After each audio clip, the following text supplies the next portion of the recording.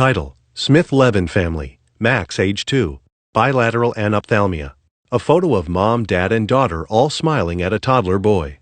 The happiest kid we've ever met. Right here, Mr. Happy. He is Max Smith-Levin, a 2-year-old bundle of energy that brings joy to parents Jennie Smith and Alan Levin, and big sister Callie. Max has an extremely rare condition called bilateral anophthalmia, meaning he was born without eyes, only eyelids.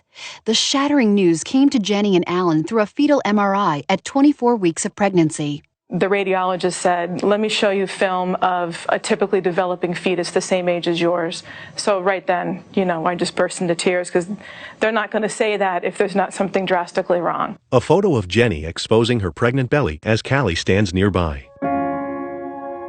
The Smith-Levin family says several doctors advocated for terminating Jennie's pregnancy, even at 24 weeks, given the potential challenges her child would face.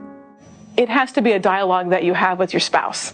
So the conversation was had, but the conversation was short-lived. And we decided to go ahead with the pregnancy. Alan Levin. I look back on it, it was absolutely the right decision to make. I would never second-guess that decision ever, ever, ever. The Smith-Levins say having 16 weeks to prepare before Max's full-term delivery allowed time to investigate resources. I had already made a lot of phone calls ahead of time, and the Department of Blind and Visual Impairment in the state of Virginia teases me that it's the youngest child they've ever had referred to them because I called, at 24 weeks gestation and said, I'm going to have a baby who's going to be blind. How I want services the day he's born. How can you help me? Home video of Max pushing a wagon. Hi, happy boy. Because the Smith-Levins live in rural Virginia, services were available but limited. The family could not find a community preschool that would accept Max, so each morning his father commutes 1 hour to a school outside their community with Max.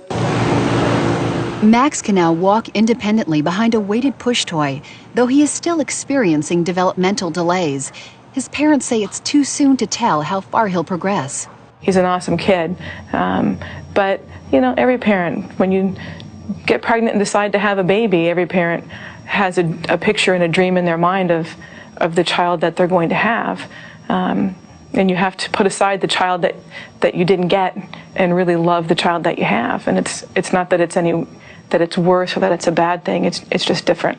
As a couple, Alan and Jennie react to Max differently. With her training in special education and her job as a teacher for the visually impaired, Jennie is highly focused on Max's developmental milestones. I'm always looking at what's the next step, what's the next service he needs, where do we need to get him to. I'm watching development that's not happening and thinking, what do I need to do in his daily routine to facilitate that development? Sometimes that's the overwhelming part for me, it's always what's next. I'm like, I just want to live now. What's Max going to have for dinner? That's what I like to think about. Where are Max and I going tomorrow to play? Not where he's going to college. I'm not ready to deal with those issues yet. We can deal with that when the time comes.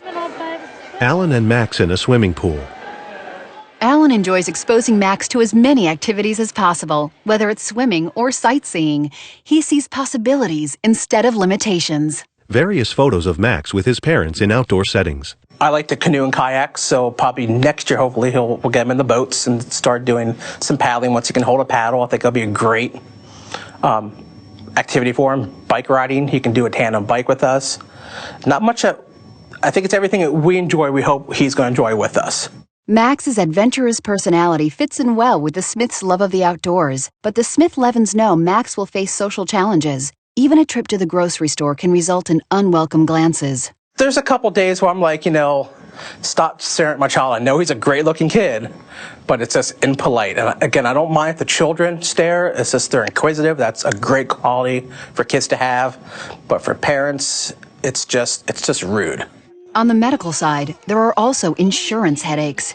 Jennie says getting their insurance company to cover Max's expensive conformers and prosthetic eyes is a constant struggle. It's still a battle. I still have to stay on top of it because they deny every claim.